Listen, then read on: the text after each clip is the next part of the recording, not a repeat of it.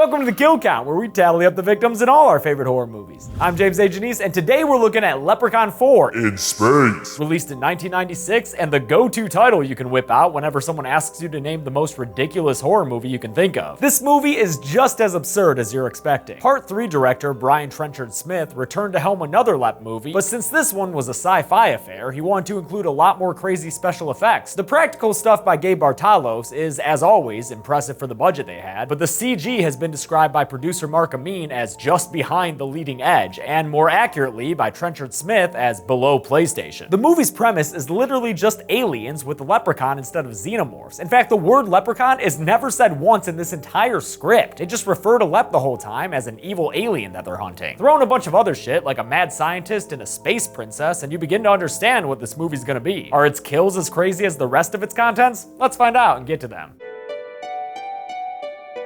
The movie begins with a real bad looking spaceship. Holy shit, is this seriously what we're gonna be dealing with this whole movie? Kill me now. Aboard that Chex Quest ship is a bunch of space marines who are imitating their favorite movie aliens, especially this dude Mooch who's trying real hard to be the Bill Paxton. They've got one of those classically diverse groups going on. See, you've got your black dude, your woman, your Martinez.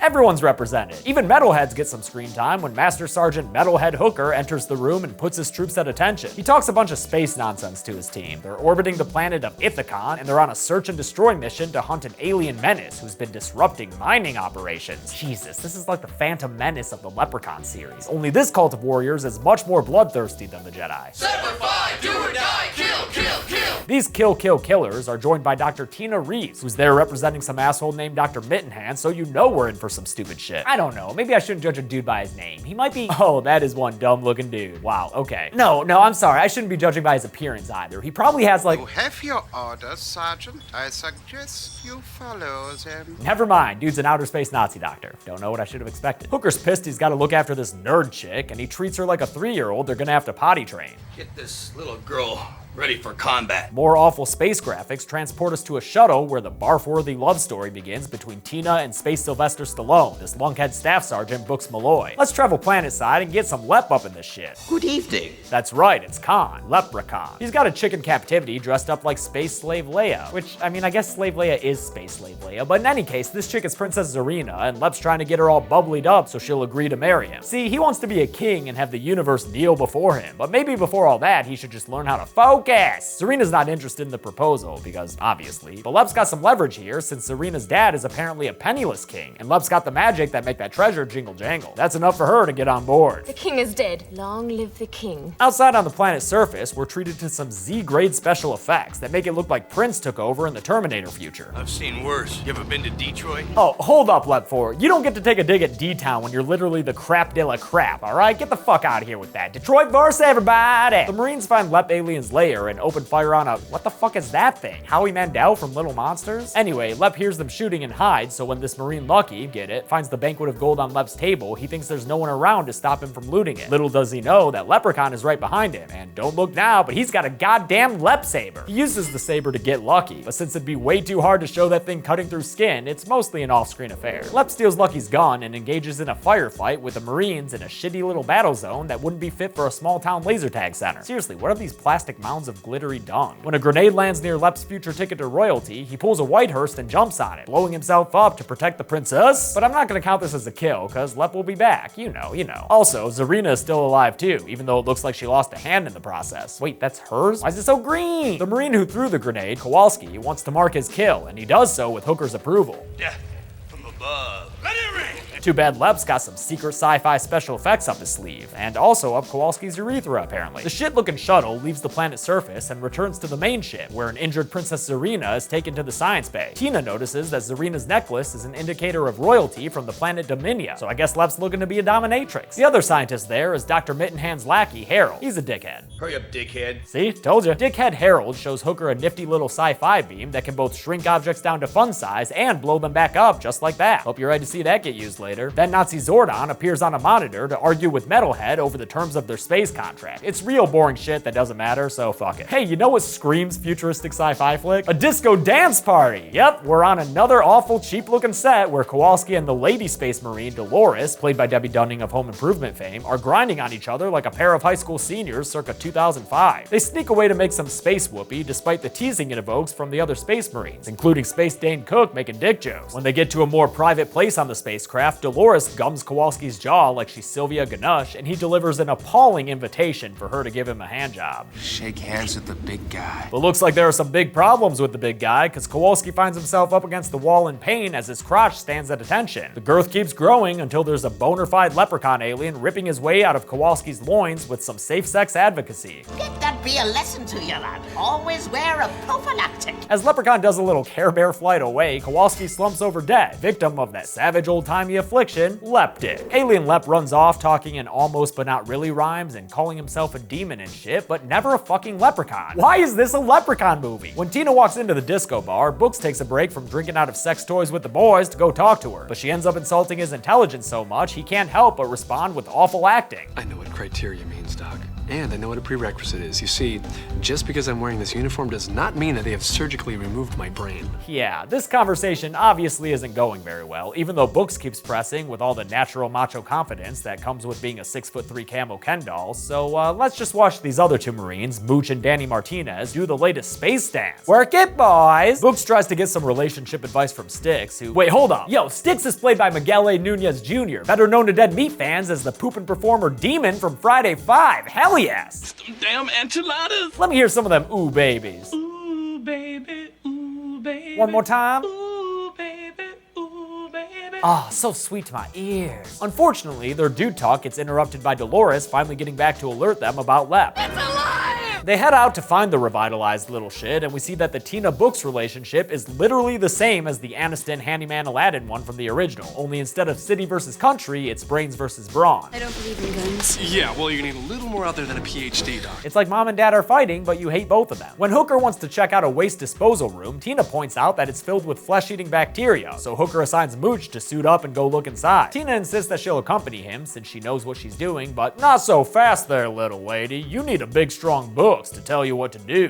Fine, she goes as far as the airlock. Mooch and I go in, all right? Seriously, the dudes in this franchise make my skin crawl. Need another example? Well, look no further than the Science Bay, where Harold is proving just how much of a dickhead he is by fucking molesting the unconscious Princess Zarina. God damn, this movie's skeevy. After he sees that her hand has fully reattached itself with new tissue, Mittenhand appears on a monitor and tells him to keep that little discovery secret and keep it safe. Mooch and Books head into the shit chamber, where they fail to notice there's a particularly active little shit hanging out among the other waste. Lep whips out a blade and slashes open Mooch's spacesuit with it, causing all that flesh-eating bacteria to flood into his suit as Books tries to get him out. You've just gotta imagine it's happening though. We don't really get to see any of it, at least not until Books pulls him out of the poop chamber and shows that he's become a Halloween USA skeleton. Yeah, I know, Tina, it looks pretty bad. The Marines go yell at the science nerds because Hooker's done with this shit and wants to just hand over Zarina to Leprechaun so he'll stop killing his men. Mittenhand refuses because he wants to keep her for science. When Hooker threatens to leave the ship entirely, Mittenhand reveals himself in person with some Doom Door sound effects.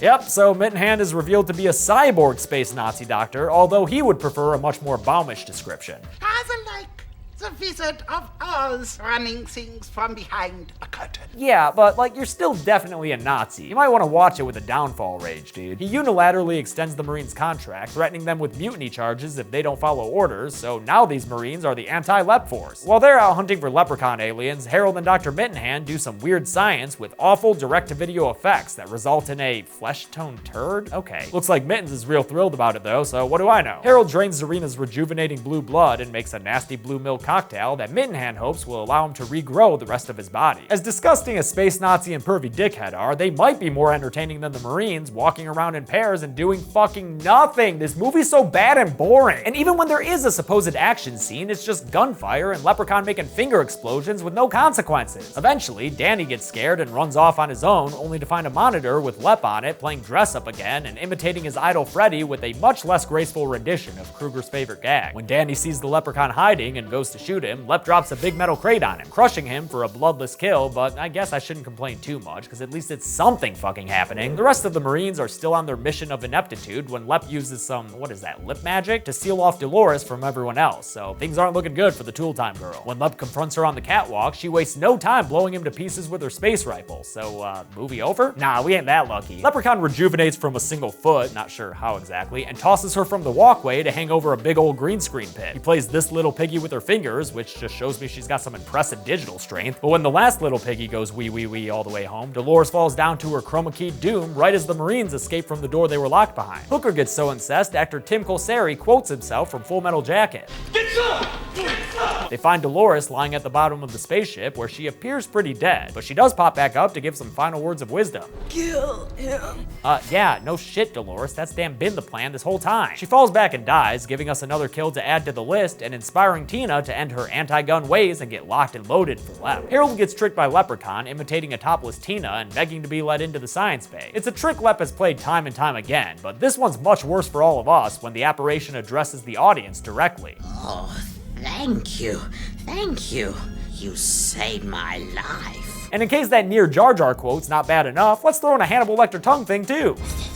Fuck you, Lep 4. When horny Harold opens the door, he gets a cane straight to his hickory stick. Lep strolls into the science bay and gets laughed at by Dr. Mittenhand, while Harold rolls around holding the cane against his own junk for some reason. Just let it go and get up, you dickhead. He discovers its retractable blade and sticks it through the back of Leprechaun, coming out the front. But you think that's gonna stop Leppy boy? Nah, son, and for trying, you're gonna get a real weird death. When Leprechaun magics a big saucer plate through the air, spinning sideways and slamming into Harold's face with enough force to flatten it into one of the most disturbing images in this entire franchise. And we just saw a sex bot kill a dude in the last movie. But I'd rather watch 1,000 malfunctioning sex bots than have to feast my eyes on this. Hey, remember Princess Zarina? She of the music festival makeup and middle school dance body glitter? She was kind of a character. Let's bring her back with a nasty Lep kiss. She wakes up to learn that Leprechaun into some kinky shit, having fixed Mittenhand with a ball gag in the mouth. With the Nazi doctor subdued, Lep gets to some fucked up experiments of his own, mixing the blue milk potion with a big ol' hairy tarantula and a nasty scorpion. He puts that shit on the smoothie setting and injects it straight into Mittenhand's mitten skull as Zarina cheers him on. The Marines show up just in time to see some quality Leprechaun movie acting. Someone's coming. Man, that's bad. The only thing that can make up for that acting is hearing a shout out for my channel from my favorite metal-headed Marines. Let him go, or you're dead meat! He noticed me! Another real lame gunfight breaks out, which is about as entertaining as watching stormtroopers in a practice skirmish until Lep and Zarina run away. The Marines pursue them, leaving Mittenhand to wig out on his own, and when they find Zarina, she commands them to kneel before her, distracting them long enough for Lep to magic a ton of explosives all over Metalhead's body, and the detonator to all of them right in Lep's hand. Before he and Zarina head off with their new hostage, though, we've got to get a real gratuitous tit shot in here, when she exposes her breasts to the Marines in a move that's explained by Tina as being a death sentence on her system. They'll be dead! Definitely not as fatal a use of nudity as those blade boobs back in part 2. That was how you kill someone with boobs, Zarina. The remaining trio of Marines head after them, noticing that only the ball gag is left of Mittens, as Zarina tells Lep what he should do with the Marines. You must execute these peasants. But instead of executing them outright, Lep's gonna use his spell over Hooker to give us all a lip-sync drag show. Feeling kind of flirty. Tim Colseri said they filmed this whole thing in a single take, which, yeah, kinda looks like it. As Lep and Zarina watch, Hooker alternately dances with and fights with his subordinate Marines. After Tina knocks him down with some basic martial arts, his gun rematerializes for some reason, and he charges at them while having a real bad argument with himself. Kill! This is far too violent. You're a Marine! Snap out of it! Eventually, he sticks his bayonet tip into an outlet, which causes him to get electrocuted to death. Upon falling to the ground, the Marines learn the shocking revelation that Hooker has been a cyborg this whole time. A reveal that literally changes nothing in the story or with the character. But hey, Alien did it, so might as well put it in the shitty fucking space Leprechaun movie too. Okay, now that that's over with, I'm hoping that we might just be safe from any more stupid shit in the rest of this movie. Wait, what's that eye opening? Wait, what the fuck is that thing? Oh, dear God, no. Is that Dr. Mittenhand? No, even worse. I am now Mitten Spider. Good lord. Having left the space drag show, Leprechaun and Zarina are on their way to the cargo bay to get his gold, stopping only to activate the ship's self-destruct sequence so they can get rid of the Marines and, this abomination. Styx heads off to go stop the auto self-destruct sequence, but gets first-person attacked by Mittenfucker, but the next time we see him, he's just hanging out in some Laffy Taffy, still able to operate the computer. Meanwhile, Lep and Zarina finally find his gold, only to learn that it's been shrunken down with that zap gun that we saw what feels like years ago. Also, since Zarina's been annoying Lep this whole time, he bewitches her face to break out out into boils. But then he just knocks her out with his cane and makes the boils disappear. Nothing matters in this movie. Beauty and the Brawn find Leprechaun so we can get a, oh, pretty please? Yes, another boring space gunfight. Yippee! At least this one results in a gratuitous torso shot of Books to kind of even the score here. Dead meat, are you gay? Tina's able to hit Lep with the shrink ray gun. Only, wait a minute, it wasn't set to mini, it was set to Wumbo. Leprechaun resizes about as well as a low-res JPEG, and his artifacting scares Books and Tina right out of the hangar. Wait, big size Lep? You thinking dick joke? Big is good. Yeah, I knew you were. Books returns to try to fight Lep off through the power of Pecs, while Tina crawls through an air vent and gets attacked by Mitten Spider. Don't worry, girl, he attacked Styx like 10 minutes ago, and that dude is just fine. But actually, wait, this movie isn't sleazy enough. Why not have Mitten Spider straight up rip this girl's pants off? Yeah, that'll show her. She shows up to the bridge looking more like a Baywatch lifeguard than a biologist, and gets attacked again by the magnificently ineffectual Mitten Spider who keeps yelling at her.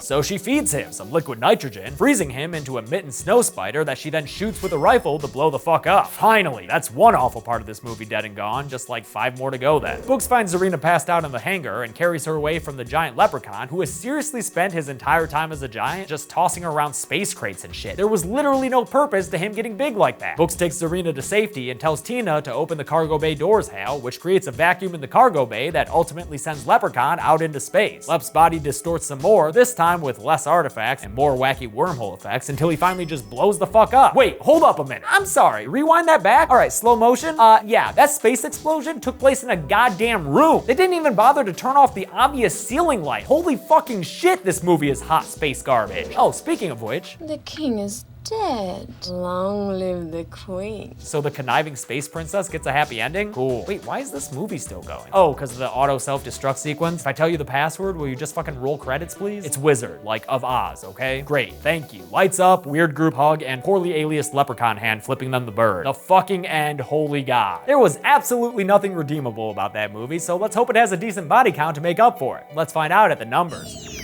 Whoa, oh my god, I'm so big now! Oh, goodness me!